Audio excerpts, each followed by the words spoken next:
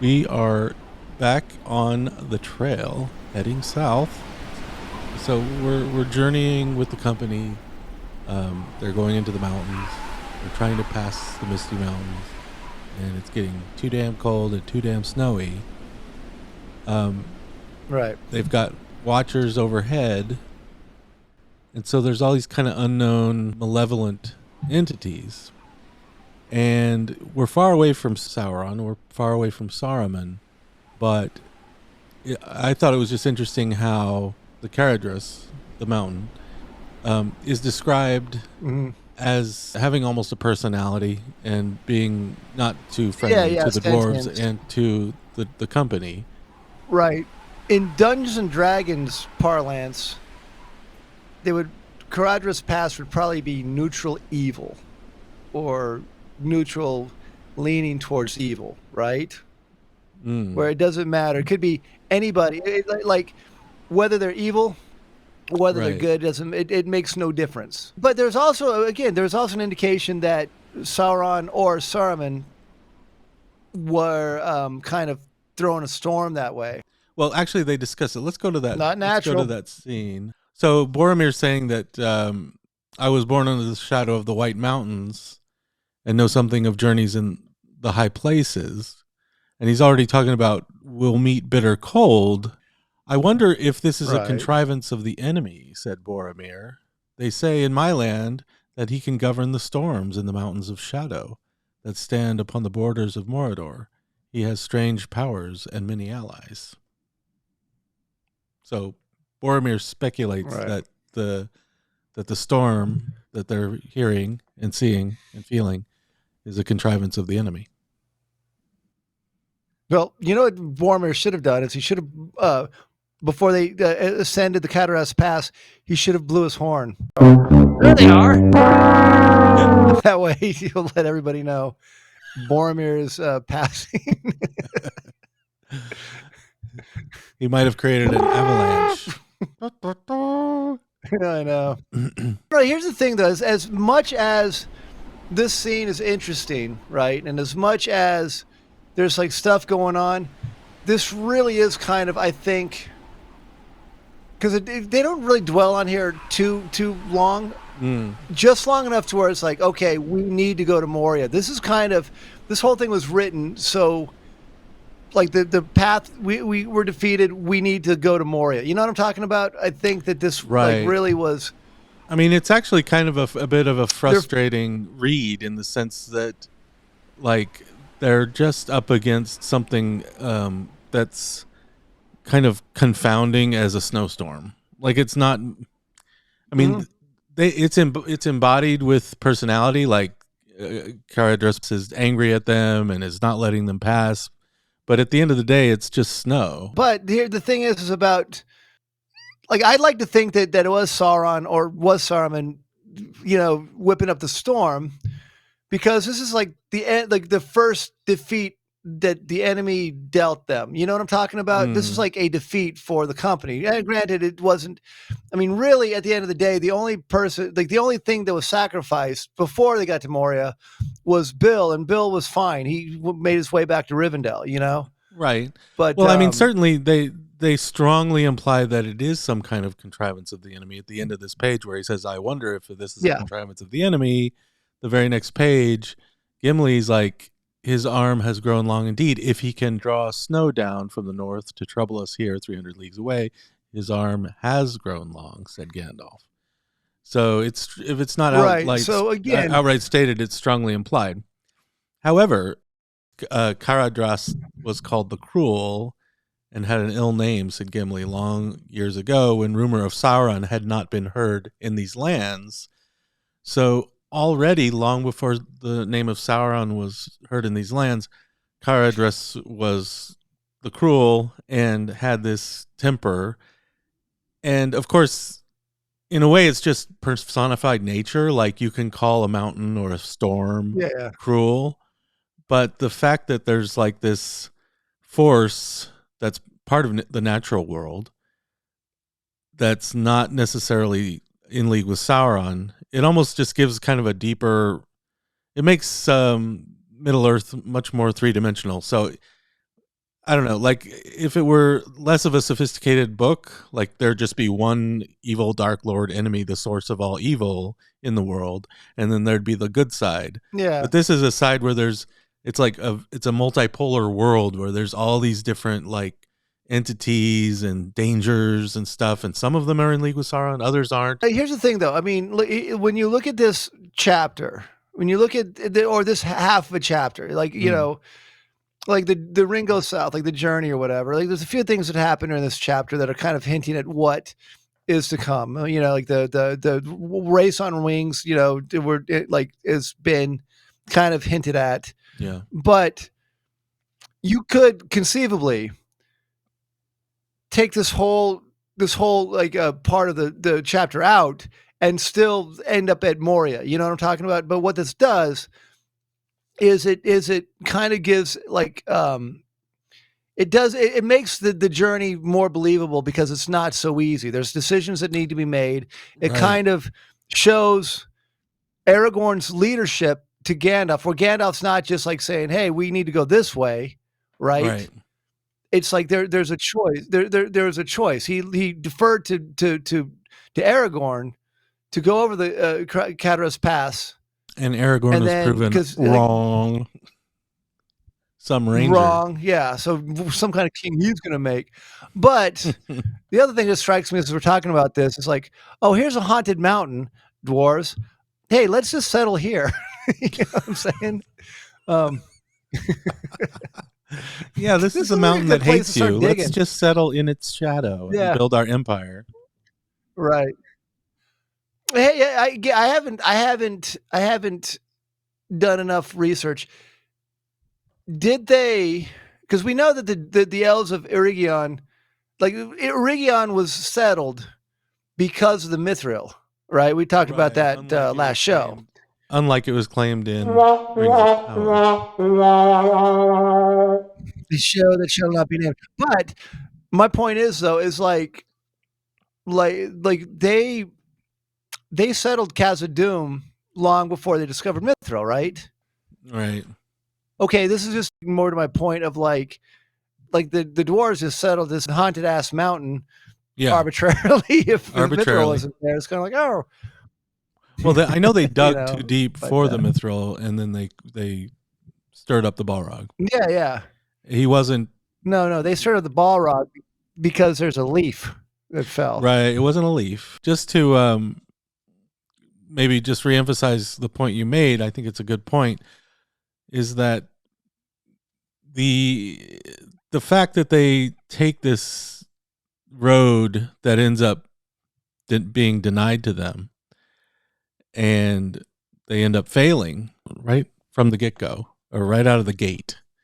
Because, I mean, they've been on the road for a few weeks, right? But in terms of the plot of this story, they've just left Rivendell, and this is their first big adventure.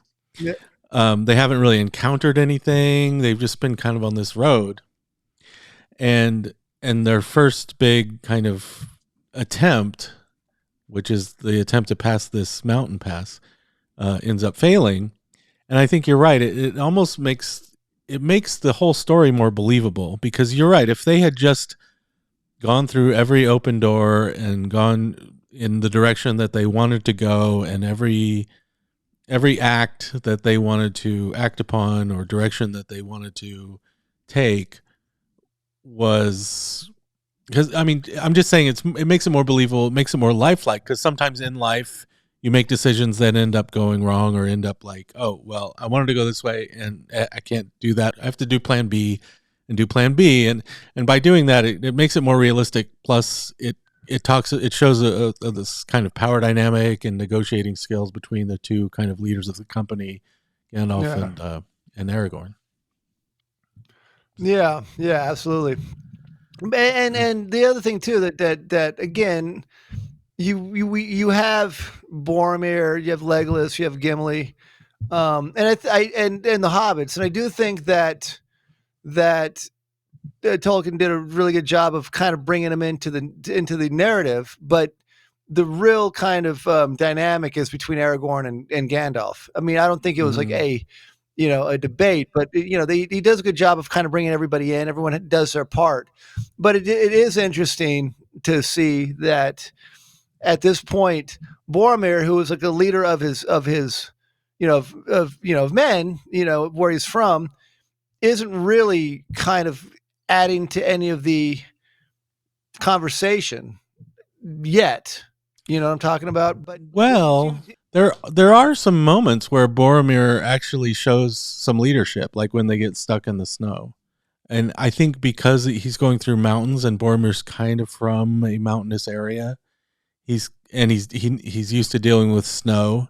Like he leads them through the snow. I mean, he actually takes the initiative and carries the hobbits, and is seen as at the front, like pushing the snow as like this big.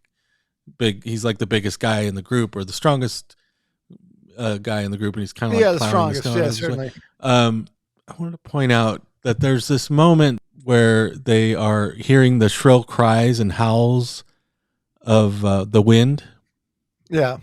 And again, this speaks to that kind of personification of the mountain.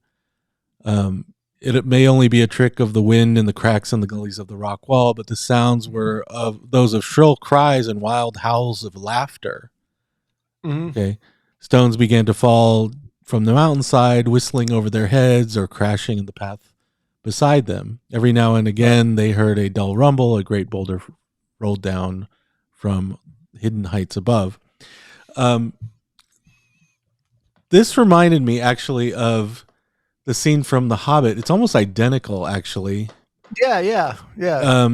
And I know Tolkien must be doing this intentionally, because there's all kinds of parallels between the journey in The Hobbit and the journey in Lord of the Rings. We've noticed these before, where they start in Hobbiton, or they go eastward and they go to Rivendell and they meet. I'm saying both. Yeah. Lord of the Rings and The Hobbit, they have a similar trajectory. They go to Rivendell, they meet a certain group of characters, and they both encounter spiders, and there's all these parallels between Lord of the Rings and The Hobbit. Well, their encounter in the Caradhras Pass, it just seems to be very similar to the experience of Bilbo in the mountain pass. But it serves a similar purpose, though, too, to chase him down and for Bilbo down to Goblin Town, or to meet the Great Goblin, and for yes. And you're right. You're right. That's good that you noticed that, because in both cases they tried to cross a mountain pass, and in both cases they were led down into like a subterranean descent. Yeah. In both cases, that's interesting. So yeah, there's so many parallels between the journeys. One of the differences is that they knowingly are walking into Moria, right. Whereas with The Hobbit, they just stumbled upon the cave that was like their front door for to go down accidentally. It was more of an accident. But anyway, go ahead.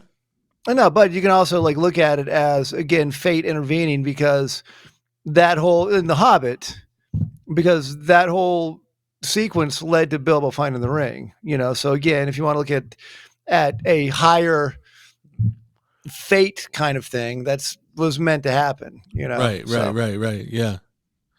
But in both cases, there's like this howling wind and also a personification. So Bilbo looks out and he sees stone giants hurling rocks at one another for a game, catching them and tossing them down into the darkness where they smashed among the trees. So falling rocks, and in both cases they also were they were like in the against a sheer rock wall that gave them very little protection, and they had ponies.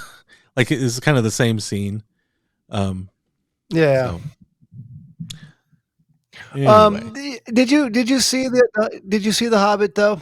You saw The Hobbit, right? Yeah, the movie. Yeah, when they were showing the rock. Yeah, when they're showing the rock giants. Yeah, not my favorite scene. I felt that in when I was reading this as a kid with the rock giants. And again, this is a side note with Bilbo. Yeah, I always felt that they were kind of like maybe 12 feet tall, like giants in the Dungeons and Dragons sense, where you don't have Right. these 200-foot behemoth giants. You have like, I giants even that are like, always kind of thought that the mountain giants might have been even Bilbo's overactive imagination. He's in a storm. There's lightning flashes. He's in an unfamiliar place. He's in a mountain pass. And I'm thinking maybe he's imagining that he's seeing mountain giants throwing boulders around. Because all it is just saw a rock slide or an avalanche during a lightning storm in a sheer mountain, cliff environment. And your imagination kind of plays trick. Not that it would be impossible for him to see like stone giants or whatever, but I always thought that might have just been.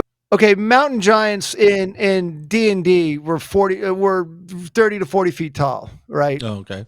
So I don't think as a giant that's unreasonable, to like, but the ones in Peter Jackson look like the whole mountain was like collapsing. I was like, what the? Yeah, the mountain giants in Peter Jackson were hundreds of feet tall. That's what I'm saying. In my recollection.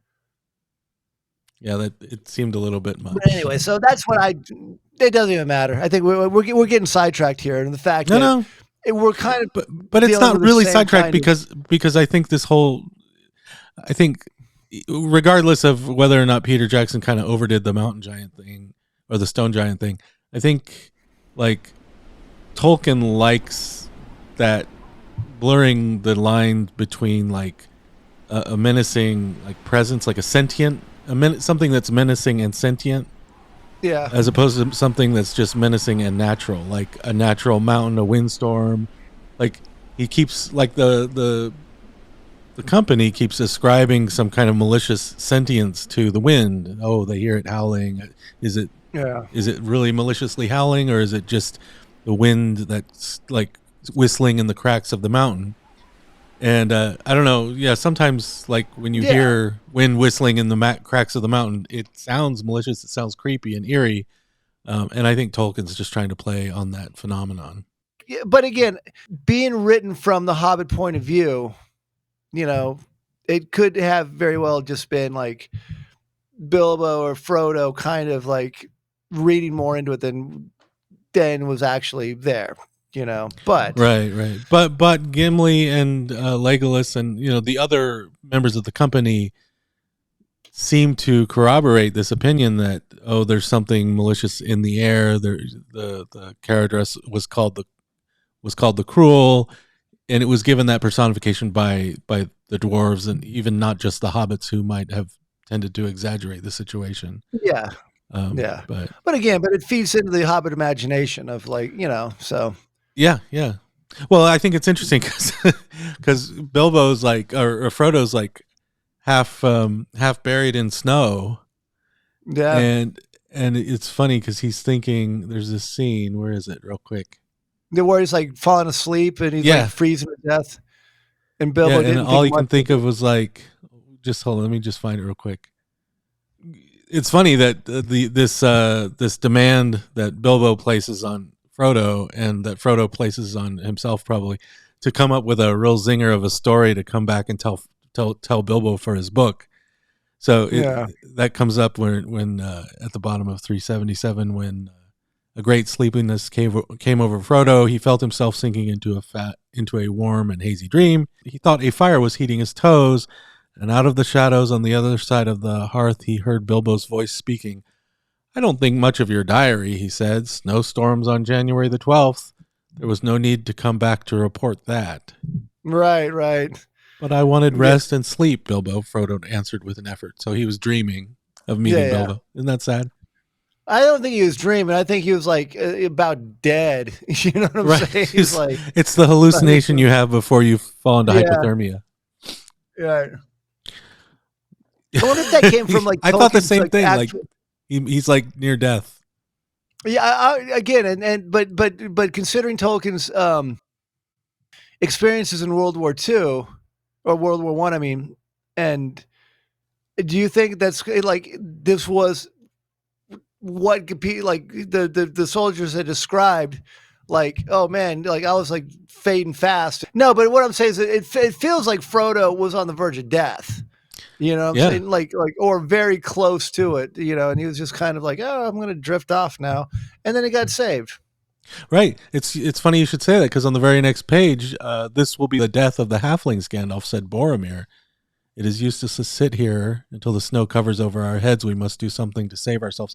I don't know. I'm sensing like Boromir's kind of taking charge a little bit in some of these sequences. Like, yeah, he's made it to seem kind of like a guy that you can't trust. Like in the Council of Elrond, like you're suspicious, red flags kind of go up, but he distinguishes himself pretty well. Boromir's being the most pragmatic out of all of them. It's like, look, right. we're probably because he has way more experience in these mountains than they do. And now his leadership is coming to the forefront. He's not telling them what to do, but he's telling them, hey, we need to do this. You know what I'm talking about? There's a difference.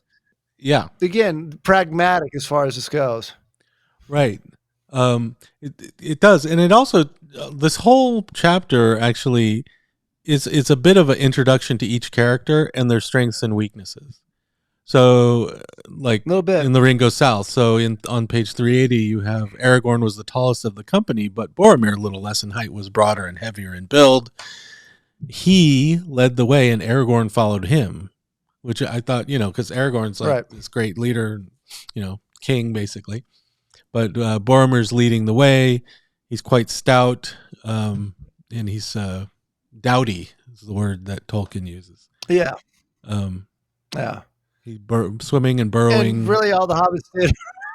What's really that? All the hobbits did on this is like, really, all the hobbits did on this is like just freeze. I was like, oh, yeah, I'm cool. They're kind of useless. Carry me. Don't they say that? Like they feel so useless on this trip. They're just baggage. Yeah. But again, and again, we'll get into some later chapters. They feel kind of like baggage now, because I think Tolkien probably set that up towards like, why did they even come?